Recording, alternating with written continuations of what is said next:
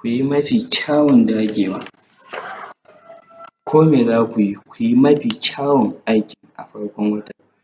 Sannan in watan ya tsufa kuma ka gaji,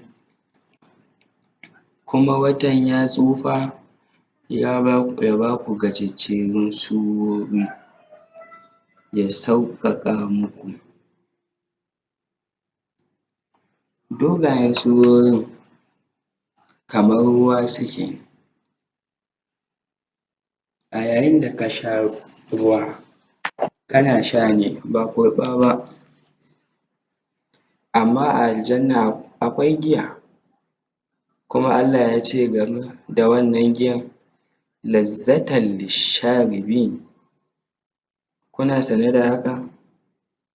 Ku kaɗa kawunanku, akwai giya a aljanna, kuma ba kwa kasancewa maye. Sannan ya ce game da giyan nan lazzatan lisharibin, mai daɗi ga masu sha, amma ba ku shan giya, kurɓa kuke, kurɓan giya kuke.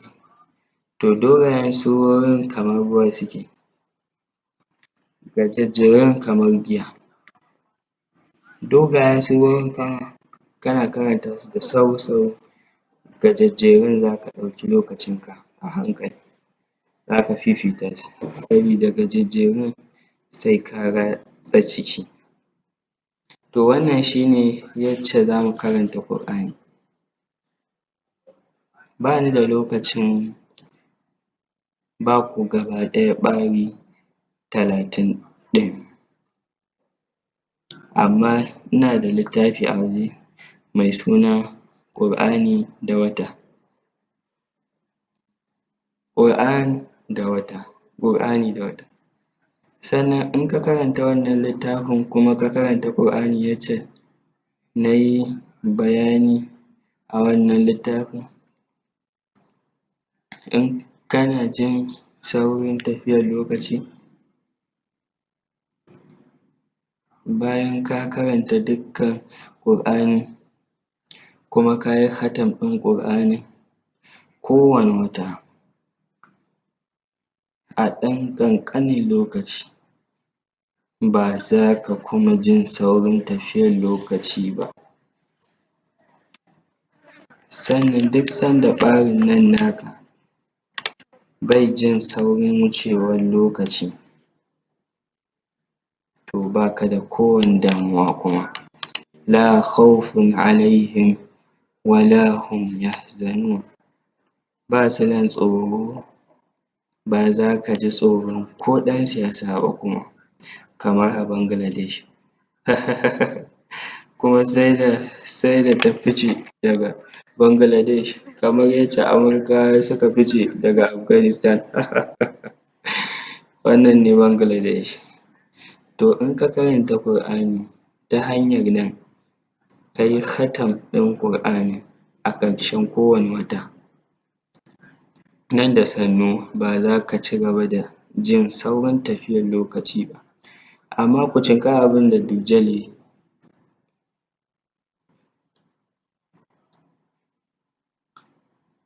Kuma in ba ma tunani, kawai muna bin abin da wasu suke yi, kuma Dujjal zai tafi da mu yawo.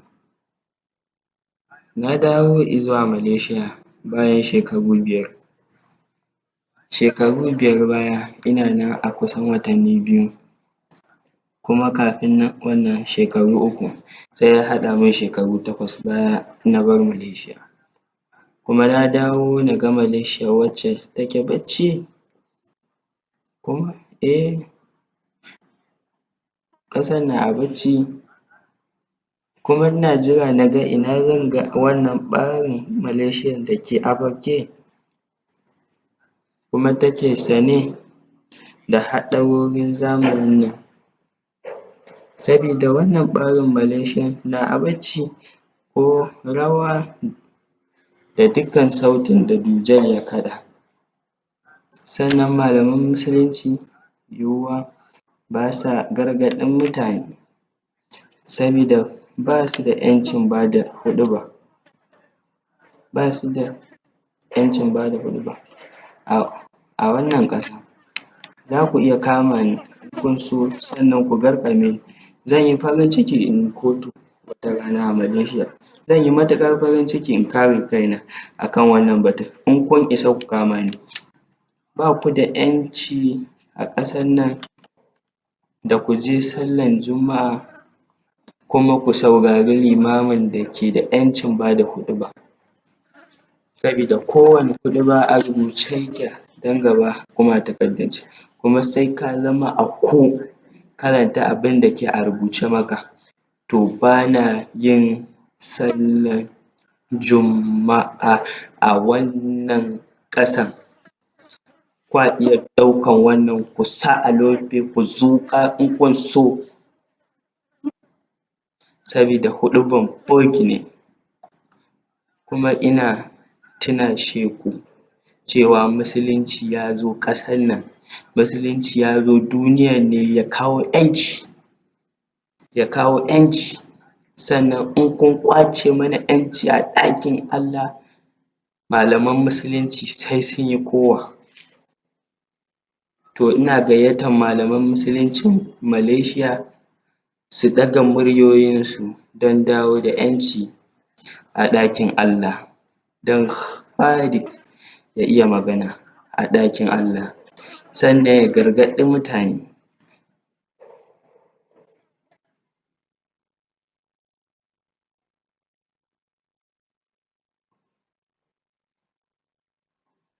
Kowane bugun ƙur'ani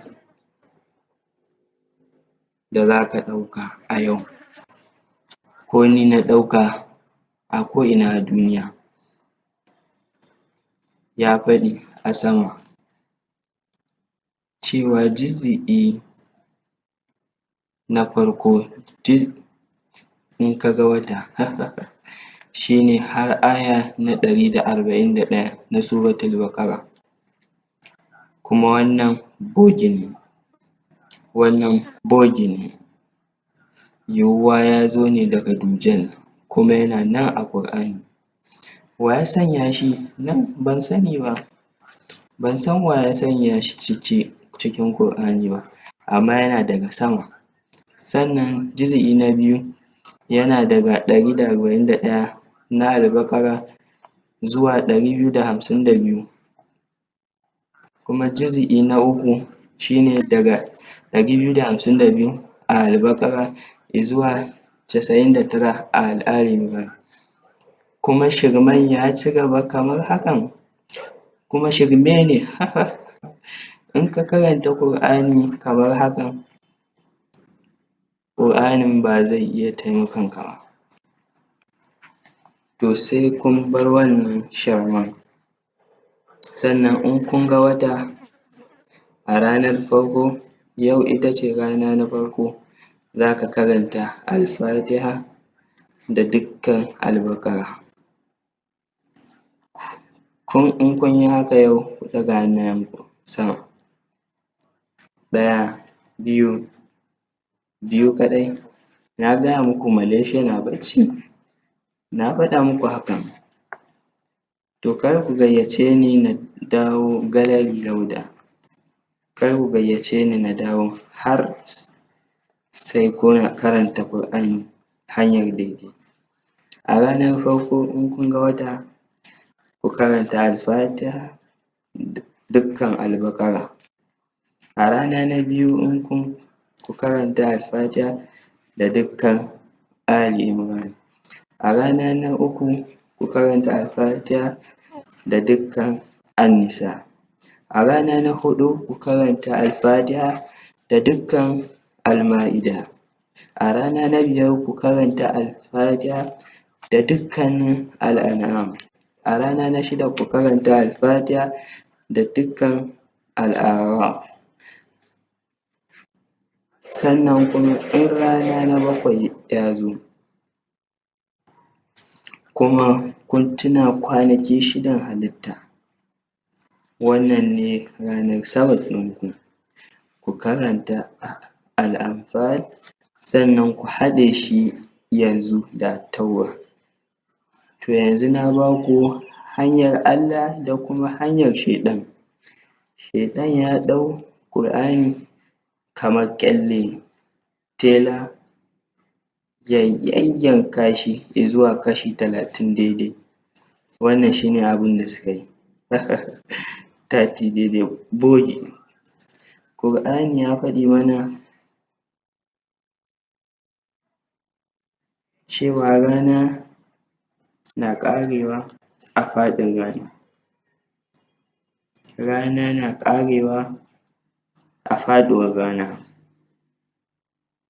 Bari in maimaita shi, rana na ƙarewa a faɗuwar rana, sannan sabon rana na farawa ne sanda tsohon rana ya ƙare. To,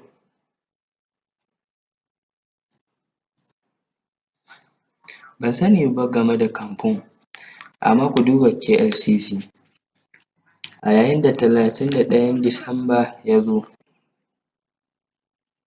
kuma ya kai tsakar dare tsakar dare a 31 Disamba kuma ka ji kayan wuta, ban sani ba ko ya kai Malaysia ba, ya isa tukunna? Ya isa da gaske? Kayan wuta? Yin bikin me? Sabon shekara? Wannan sabon shekaran tabbas sabon shekaran tumakai, dabbobi da akuyoyi da raƙuma da waɗanda ba su da komai a kansu sai gyaɗa kuma suna bin dujal, suna rawa da kiɗan dujal, sabida mun sani cewa rana na ƙarewa ne a faɗuwar rana, amma waɗannan daƙiƙan suka ce rana na ƙarewa ne a tsakar dare. Kuma wannan tsarin lokacin a yanzu duk duniya amfani da shi, ana amfani da shi, dukkan jirage na amfani da wannan tsarin lokacin cewa rana na ƙarewa ne a tsakar dare kuma sabon rana na farawa ne a tsakar dare. Wannan shi ne PhD a shashanci wanda Allah ya ba mu mai soyuwa ne, sabida a yayin da rana yake zuwa ƙarshe akwai gwamutsuwan launuka a sama, sama na a shafe da launuka da yawa, sannan rana ya yi ƙasa ƙasa da teku a ƙwallon wuta. Wannan shi ne yacce Allah ya ba mu ƙarshen rana. Kuma waɗannan wawayin sun ba mu rana a tsakar dare a lokacin da kowa yake a bacci banda amfan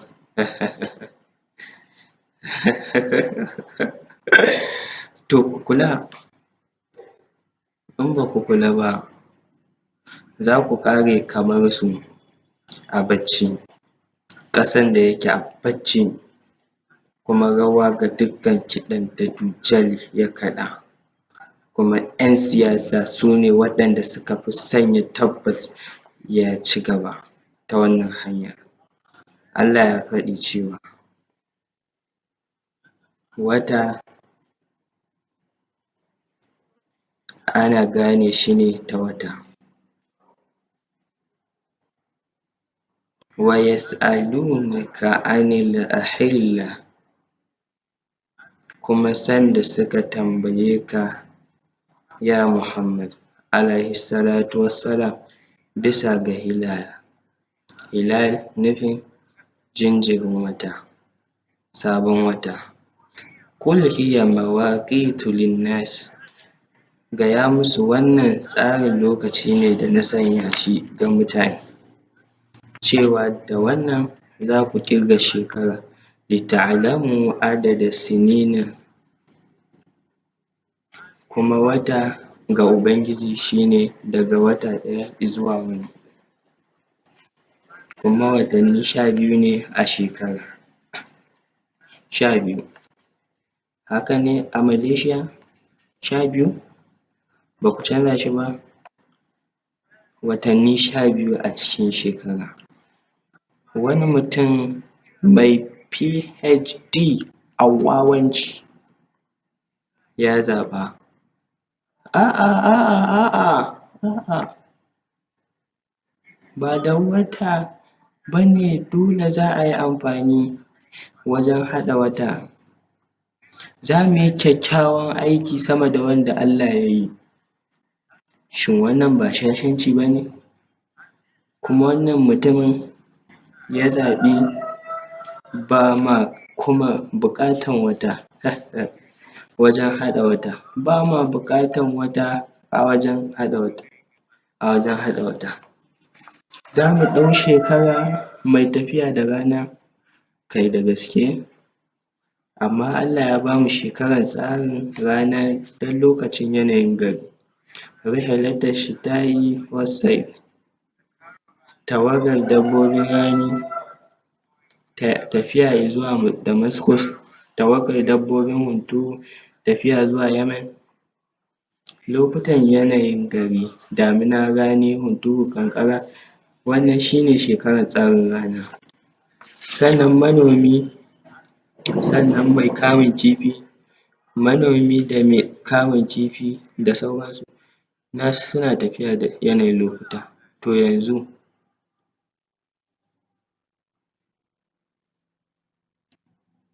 wannan bawan Allah mai PhD a wawanci ya ɗau shekara tsarin rana ɗaya, sannan bisa rashin cancanta ya rarraba shi izuwa wawayyun ɓarika 12. Sannan ya ce wasu lokutan zan ba da kwanaki 31. Kai da gaske? Amma annabinmu ya ce wata na da kwanaki 30 ne, sai dai wasu lokutan yana da 29. Wannan shi ne abin da annabinmu ya ce. Sannan wannan mutumin mai PhD a wawanci ya ce wata zai iya samun kwanaki 31. Shin akwai musulmin da zai karɓi wannan wawancin? Me ya sa kuka faye shiru ne Malaysia? Ina farin ciki ba ni da 'yan siyasa a nan, ba zan dinga magana a sassauci ba. Ina da 'yan siyasa a nan, zan wargaza su. To wasu lokuta yana bayar da kwanaki 31, kuma ku cinka me ya sa? Yana ba da kwanaki 31 sabida wannan na wani abu ne mai ake kira Easter, amma wannan ba shi tare da wayewa na. Kuma wannan wani abu ne da ake kira Corpus Christi, amma wannan ba shi tare da wayewa na. Sannan ya ba wasu watannin kwanaki 31, sannan kuma wasu lokutan ya ba ma wasu watan kwanaki 28, kuma wasu lokutan 29. Kuma a wannan hanyar, a matuƙar rashin cancantuwar hanya, ya raba shekara tsarin rana izuwa ɓarika 12. Shin akwai wani musulmin da zai karɓi wannan rashin hankalin? Sannan ya yaudari Allah da manzonsa, sannan ya yaudari Ƙur'ani? Shin akwai wani musulmin da zai daina duba wata? Ban san me ya sa Malaysia ta bar shiru ba yanzu.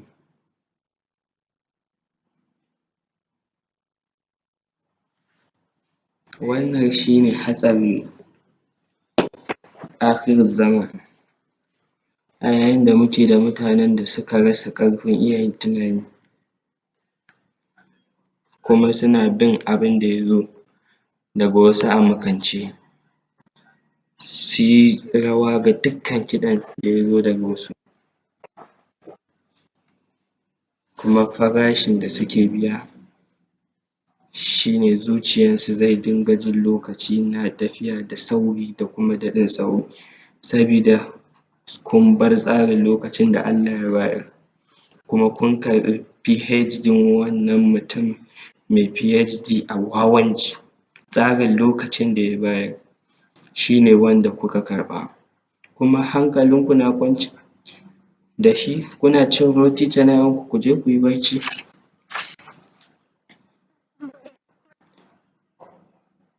A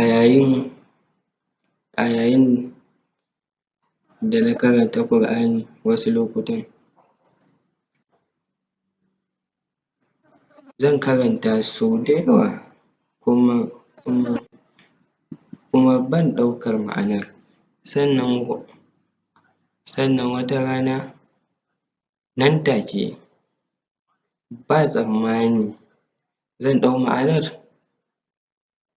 sabida rafin ilimi na tafiya ne a nashi saurin, kuma in kana tattare da imani da ƙur'ani sannan Allah zai baka ilimi a yayin da ya zaɓa, kuma zai iya zaɓi ya bada shi ga wani ba kai ba, to sai ka koya daga wasu. To a yayin da Annabi Sulaiman alaihis salam yake mulkar duniya daga Baitul Maqdis, kuma addinantaccen garin Isra'ila ita ce gari mai mulki a duniya, shi sarki ne kuma shi annabi ne. To wata rana sai ya samu abin da nake ganin gaba a matsayin ganin gaba ru'ya, kuma Allah ya nuna masa wani a zaune a kujerar mulkinsa, kuma ƙur'ani ya yi nuni da wannan mutumin da jasad.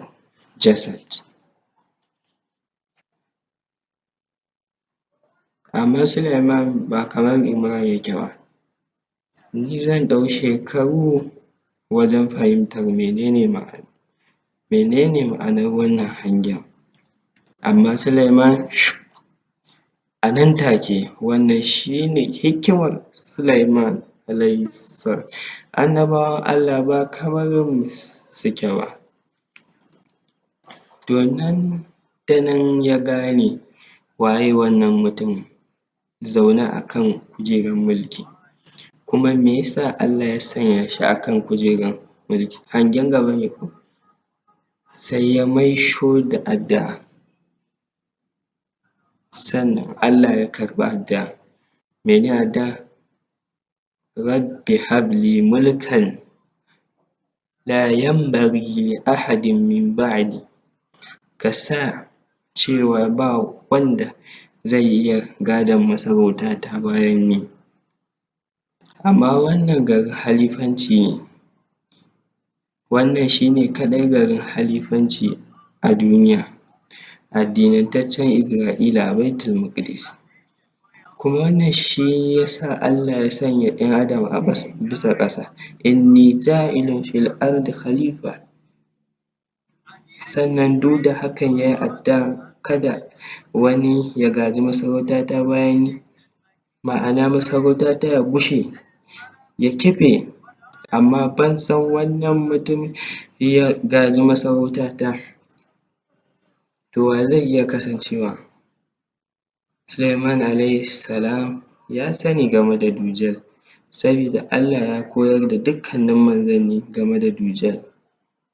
To Sulaiman ya gane cewa wannan mutumin bala'i ne, kuma wannan mutumin na so ya gaji masarautata, ni ba na son hakan, wannan Dujjal ne. Amma in muka ba da ma'anar ƙur'ani a hanyar nan, dole sai mun dinga cewa Allah ne ya fi sani, sabida Allah ne kaɗai zai iya tabbatar da ma'anar, kuma kar ku taɓa ɗaukar safar hannun dambe wajen faɗa kan ma'anar, kar ku yi hakan.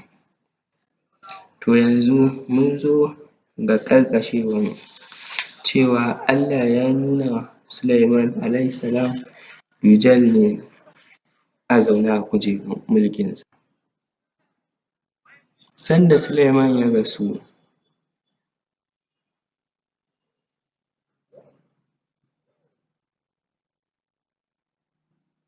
ƙur'ani ya faɗi ma dallahum ala mauti illa dabbatul ard ta'kulu min sa'atihim. Masu tafsirin ƙur'ani sun zo kan ƙarƙashewan kusan duk duniya, kusan dukansu, cewa sanda Sulaiman alaihis salam ya rasu ba wanda ya san cewa ya rasu, kuma jikinsa ya ci gaba da kasancewa a kan kujera na dogon lokaci. Ya tsayin lokacin? Ya daɗe wanda ya ɗau wasu gara su fara ci daga ƙasan sandar. Watanni nawa zai ɗauka? Shekaru nawa zai ɗauka? Ma gara su ci isasshe a tushen sandar, yadda sandar zai rasa daidaituwan shi, ba zai ɗau sati ɗaya ba, sai ya ɗau sama da haka. Sannan a yayin da sandar ya rasa daidaituwansa, sai gangar jikin ya kifu, kuma sannan mutanen suka gane cewa Sulaiman ya rasu. Sai kun yafe ni, yarena yana da zafi, na ce wannan rashin hankali ne. Sai kun yafe ni, amma ba na neman wani yafiya na cewa wannan ya isa matsayin rashin hankali. Yana nan a dukkan tafsirai. Wannan shi ne abin da Allah ya ce. Ina so ku yi tunani. Na aiko ƙur'ani liƙaumin yatafakkarun, kar da ku bi rikiɗaɗɗen hanya, kar ku bi dukkanin abin da ya zo a baya, kar ku yi haka. Ku duba shi a tsanance, sannan in daidai ne ku karɓe shi, amma in shirme ne ku ce shirme ne, kuma ni na ce wannan shirme ne. Ta ya za a yi sarki ya kasance a zaune a kan kujerar mulkinsa na dukkan rana ba tare da ya ci komai ba, ba tare da shan komai ba? Ba zai ma kama sai ya je banɗaki ba? Bai tafi ɗaki ba ya yi barci? Kuma kuna tunanin ni da Allah ya bani hankali a cikin kaina, sannan na iya karɓan wannan cewa sarki na iya tsaya a kan kujerar mulkinsa na watanni da sati da shekaru, kuma ba wanda ya san ya rasu? Wannan shirme ne. Sannan ƙur'anin ba zai iya ɗaukan shirme a ciki ba. To me ƙur'ani ya gaya mana? Wannan ɓari ne na wannan karatun, na yacce za a yi shiri ma akhiru zaman ta tsarin lokaci da yake da alaƙa da ciki. Sulaiman alaihis salam ba iya tambayoyi ya yi ba, kada wanda ya gaji masarautata bayan ni, amma har da wannan ayan na nufin ba za a iya samun wani masarauta kamar nawa ba. To sai Allah ya amsa da umartan aljanun shaiɗanai su mai aiki, kuma in ya umarce su kuma suka ƙi bin shi, za a hukunta su da mummunan hukunci. Matuƙar yana raye, shaiɗanun sai sun mai aiki, shaiɗanun aljanu.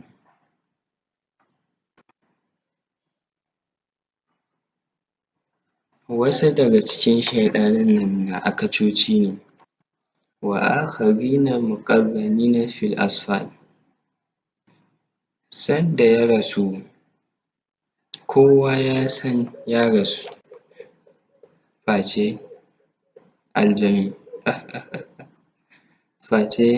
aljanu. Me yasa aljanun ba su san cewa ya rasu ba? Amsa: sabida aljanun suna iya ganin shi nan dai a raye. duk da ma ya rasu aljanun suna iya ganin shi yana tafiya kuma yana magana, yana ci kuma yana sha. Ya hakan zai yiwu? Yau kun taɓa kasancewa da wani Prime Minister da ake kira Tanko Abdulrahman, yau za ku iya kunna talabijin za ku iya ganin shi, za ku iya jin shi Indonesia wani lokaci baya ta taɓa samun wani babban shugaba da ta manta, sunansa shi ne Ahmad Sukarno, amma za ku iya kunna talabijin za ku gan shi, ganin Ahmad Sukarno a yau, amma a wancan lokacin ya iya yiwuwa cewa aljanu na iya ganin shi a raye alhali ya rasu? Amsa: jasad ɗin na zaune a kujerar mulkin. Walaƙad fatanna Sulaiman wa alƙaina ala kursiyyihi jasad. Jasad ɗin na zaune a kan kujerar mulkin, kuma jasad ɗin na a riƙe da sandar, amma sandar na da wani mu'jiza a cikinsa. Sandar Musa alaihi salam jefa shi ƙasa ya zama maciji. Sandar Musa bugi ruwa, sannan jan teku ya dare. Sandar Musa bugi dutse, sannan ƙoramu 12 na ruwa suka fito. To sandar na da wani mu'jiza a cikinsa. Rigan Annabi Yusuf alaihi salam, ku ɗauki rigana ku wulla shi kan babana Yaƙub ganinsa zai dawo. Manzannin Allah kamar haka suke. To sandar a cikinsa akwai wani abu mai suna minsa, mai sinin, minsa. To har dai sandar na ɗauke da minsa, duk wanda ke riƙe da sandar ku saurara a hankali, zai iya shishigewa a cikin lokaci, zai iya samar da tafiyan gaba da baya a cikin lokaci, sannan kuwa zai iya nuna Suleiman a raye, amma wannan ha'incin lokaci ne, wannan shi ne canza lokaci. Sannan a suratul Tauba Allah ya yi gargaɗi ya ce innaman nasiru ziyadatun fil kufur,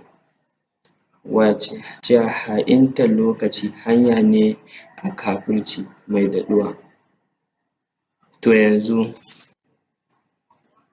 waye ne ko meye jasad? Amsar jasad ɗin shi ne dujal, kuma dujal na nan a riƙe da sanda har yanzu,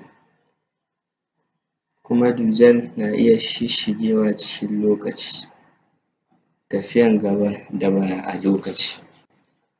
Sannan ga hakan zan iya cewa a yau daga amfa da akwai wani gobe da zai zo da mutane za su shaidi abubuwan da ke faruwa a duniyar lokaci, da a lokacin nan ba mu gani ba, yana nan zuwa gobe, sabida yana nan dai riƙe da sandar, kuma zai dinga shishigewa a cikin lokaci, kuma wannan na nufin hatsari ne a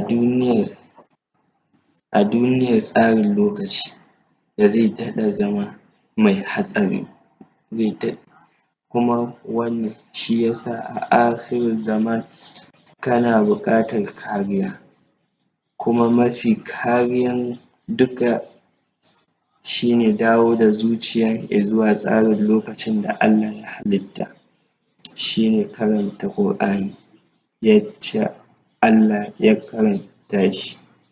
Wasu lokutan juz'inku sura ɗaya ne, amma kar ka taɓa barin sura ba a ƙarashe ba. Kuma ka dinga ƙoƙarin karanta juz'in ku kafin ku yi barci. Wasu lokutan har Annabi Muhammad (SAW) yana abubuwa da yawa ba ya samun lokacin karanta juz'in sa a lokacin fajr, wani lokutan gani ma haka. Kuma dukkan lokacin da ba ku karanta juz'in ku a lokacin fajr, shaiɗan na sanya shi wahala a dukkan ranar. Ta dukkan ranar ba za ka iya samun lokacin karanta ƙur'anin ba, har sai lokacin barci ya zo kuma ka gaji, sannan ka tuna ban riga da na karanta ƙur'ani ba. Amma Annabi Muhammad (SAW) ba zai yi barci ba har sai ya karanta juz'in shi na ƙur'ani.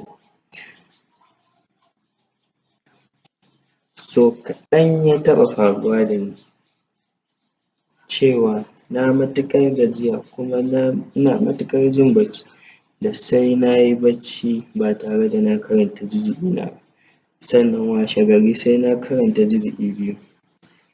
Wannan sau kaɗan sosai yake faruwa, sau kaɗan. Kusan kowane rana ina karanta juz'ina kafin fajr ko dab da bayan fajr. Sannan in na yi wannan, ragowar ranar na wucewa a daɗance. Kuma wasu lokutan ba ni da lokaci ko na matuƙar gajiya, ni tsoho ne, kuma ba na iya karanta juz'ina a lokacin fajr, sai na samo lokaci cikin ranar amma kafin na je barci. Wannan shi ne abin da na bari gare ku a daren nan, cewa hatsarin tsarin lokaci shi ne mafi girman hatsari du a akhiru zaman. Ha'intar tsarin lokaci da Allah ya bayar. Sannan in ka yaudari tsarin lokacin da ya zo daga Allah, hukunci shi ne za ka ji lokaci na tafiya da matuƙar sauri da kuma daɗin sauri. Sannan in kana jin lokaci na tafiya da sauri da kuma daɗin sauri, wannan shi ne hujjan cewa ka bar tsarin lokaci da Allah ya bayar kuma kana bin dujal. To don Allah ku karanta littafina ƙur'ani da wata, kuma ku bi karatun da na bayar a nan. Sannan in sha Allah za ku karanta ƙur'ani kowane wata, amma mafi amfani, babban mafi muhimmanci shi ne ku sanya 'ya'yanku. A yayin da yaron yake shekaru 7, yaron na iya karanta ƙur'ani.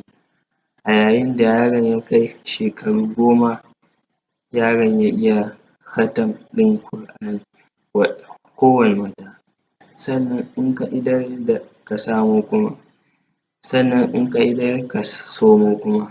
Sannan wannan yaron zai ci gaba da karanta ƙur'ani dukkanin rayuwarsa, kuma ƙur'anin zai taimaki yaron daga taɓa zama ɗan siyasa. To yanzu za mu iya samun lokacin tambayoyi da amsa in Allah ya yarda.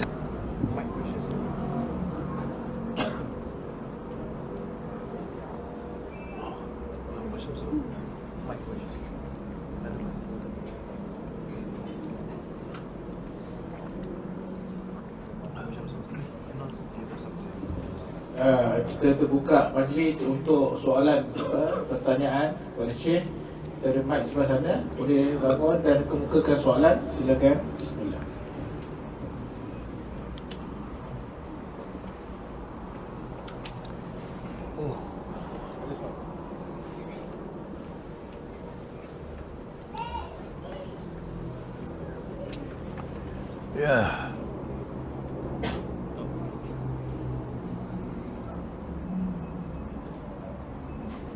Yang lain boleh step by soalan kalau ada ya. Bismillahirrahmanirrahim. Saya tanya soalan bahasa Melayu, nanti Haji tolong translatekan bahasa Inggeris ya. Kenapa soalan yang agak kontroversi sebab berdasarkan video yang Syekh Imran Hussein pernah bercakap tentang haji pada tahun ini agak istilahnya tak sah lah. Mengapa? Apakah alasan? Sheikh ta ambato ne game da bidiyon ka ba da jimawa ba da hajjin shekarar nan ba a karɓa ba. Don Allah ka yi bayani. Gwamnatin Saudi Arabia ruɗaɗɗen gwamnati ne. Mun ce an haifi jaririn ne kaɗai in za ka iya ganin jaririn. A yayin da jinjirin ya bar uwar nan aka haife shi. Gwamnatin Saudi Arabia ta ce a'a, har dai akwai hujjan cewa jaririn na nan a cikin maman, an riga an haifi jaririn. Ruɗaɗɗe ko? To mun ce an haifi wata ne kaɗai in za mu iya ganin wata. Gwamnatin Saudi Arabia ta ce a'a, har dai akwai hujjan an haifi wata, ba sai kun duba wata ba kuma.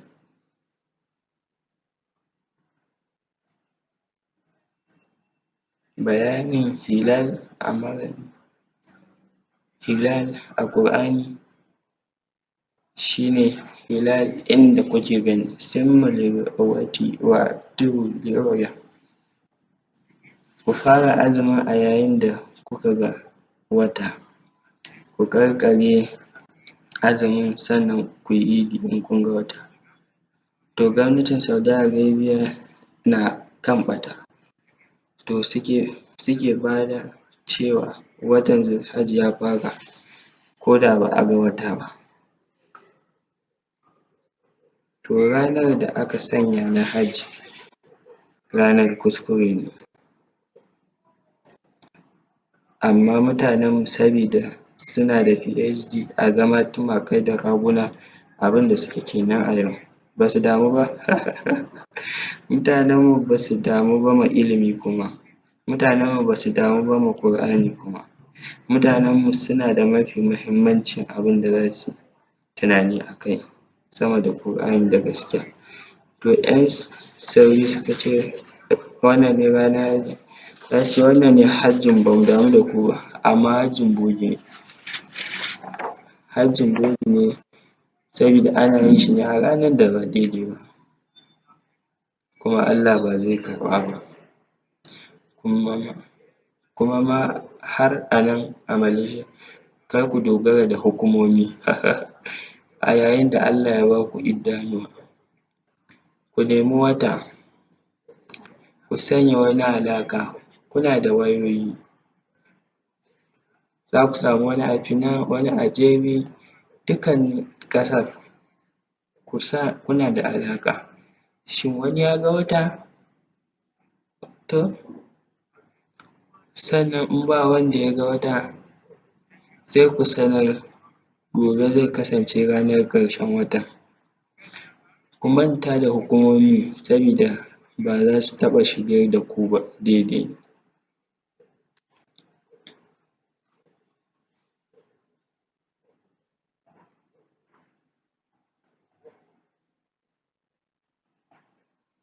Akwai wani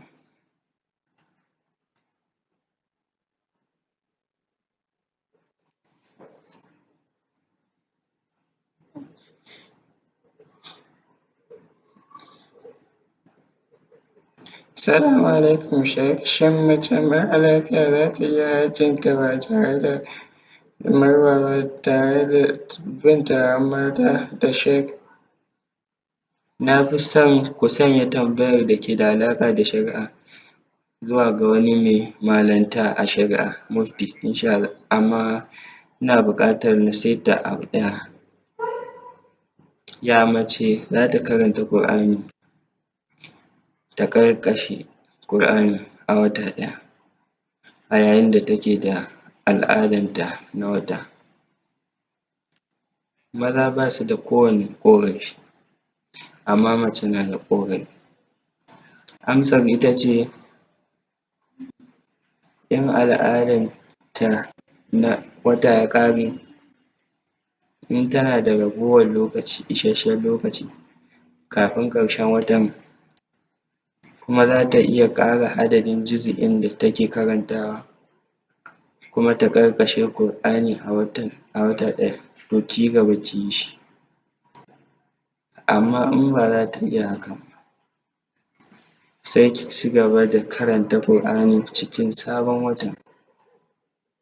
Kar ki taɓa tsayawa da karatun ƙur'ani har sai kin yi khatam ɗin ƙur'ani. Kar ki taɓa tsayawa, ki ta zuwa har sai kin yi khatam ɗin ƙur'ani.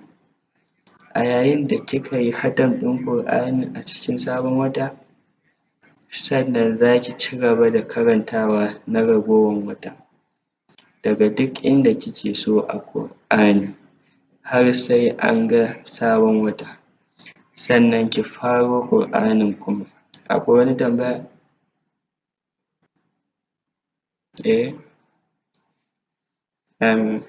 Ka ce a ƙarshen lokaci yaƙin tsakanin musulmai da Russia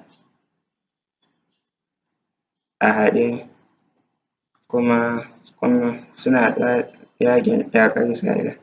To a ganinka wane ɓarin musulunci ne za ta haɗe da Russia? Shin mu Malaysia za mu kasance tare da hakan, ko iya ƙasashen Larabawa ne? Tambayar ita ce, na ambata cewa musulmai za su shiga abota da haɗin kai da Russia. Abin da ƙur'ani ya ce shi ne, akwai wani surar ƙur'ani mai suna suratul Rum, kuma Rum ce ta Kirista. Masarautar Byzantine a Constantinople wanda yake Rum, shi ne Rum. Sannan Rum a lokacin ƙur'ani sun riga da sun yarda da ukun ɗaya, kuma ta riga tana bauta wa Jesus a matsayin mutum na biyu a Trinity, wannan gaskiya. Amma Allah ya shige ya taimaki Rum don Rum ta zama mai nasara. غُلِبَتِ الروم في أدنى الأرض وهم من بعد غلبهم سيغلبون في بضع سنين. Allah ya shige ya taimaki Rum don Rum ta yi nasara, kuma sanda Rum ta yi nasara, Allah ya ce mu musulmai mu yi murna, wa yawma'izin yafrahul mu'minun. To sabida mun yi murna a sanda suka yi nasara, wannan ya maida mu abokai da masu haɗin kai. Wannan na nan a ƙur'ani. Amma Allah ya ce Rum za ta yi nasara sau biyu, min qabl wa min ba'd. Kuna karanta suratul Rum?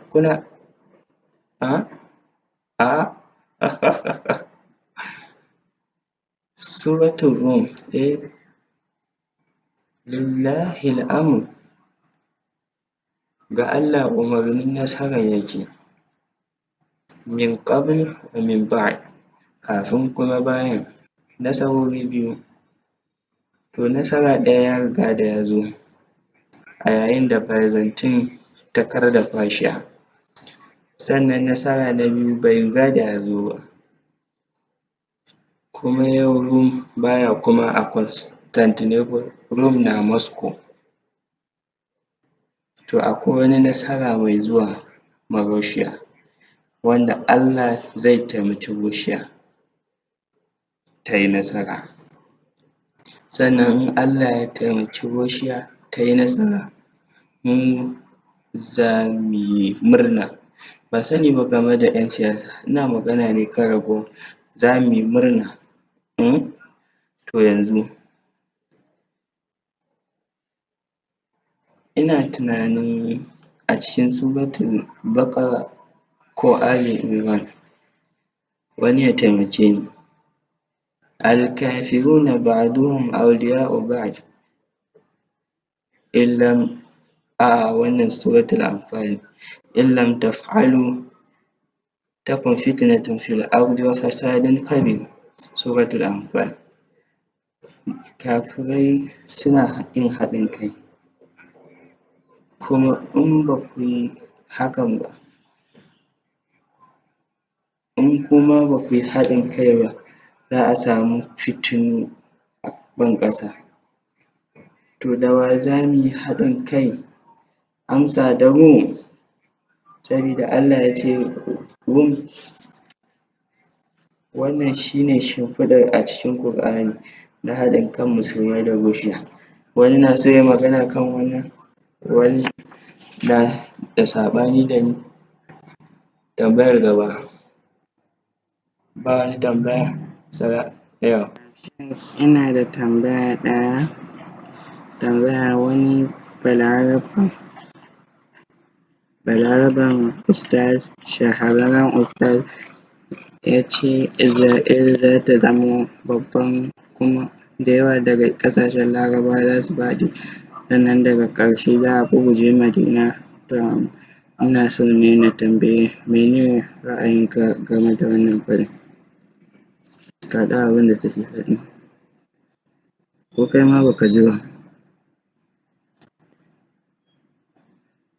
Ragowar ɓarin a cikin tattaunawar, akwai wani balaraben shahararren sheikh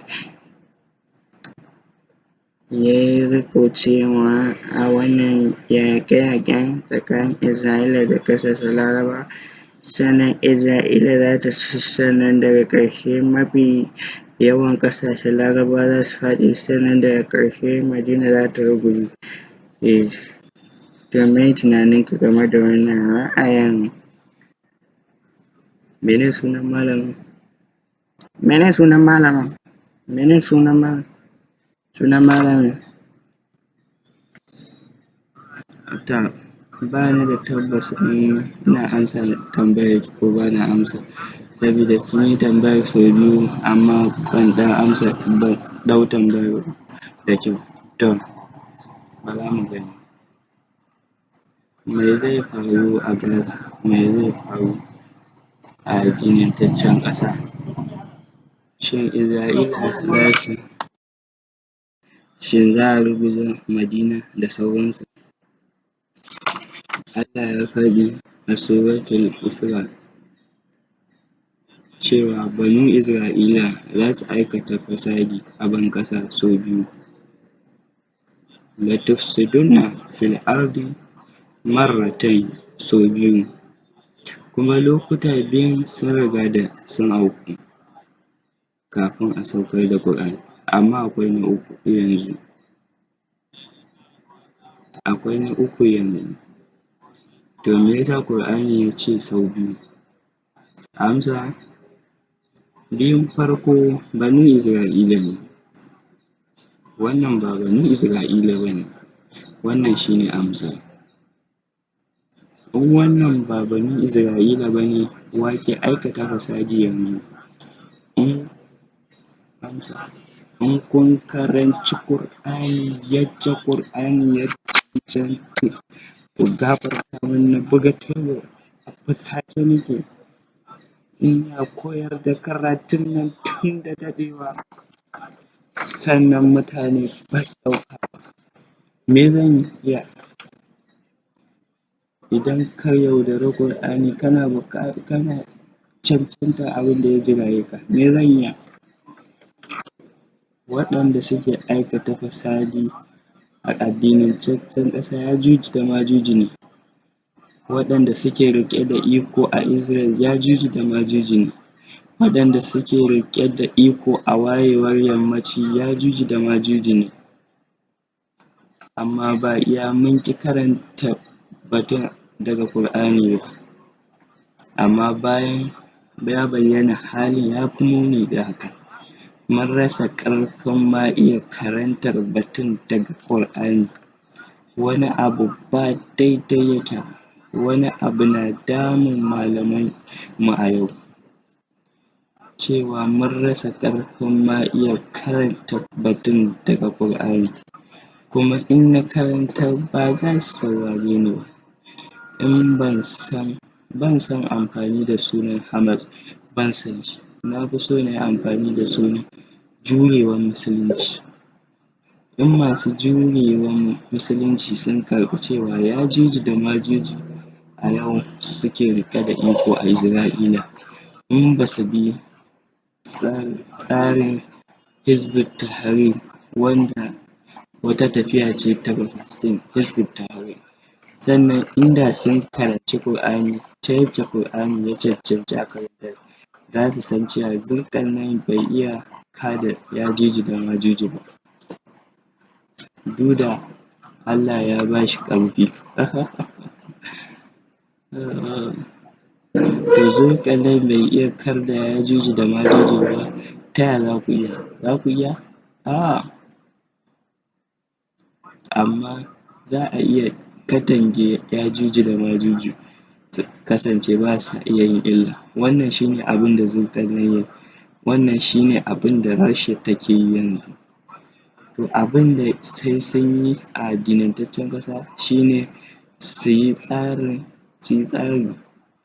na yacce za su katange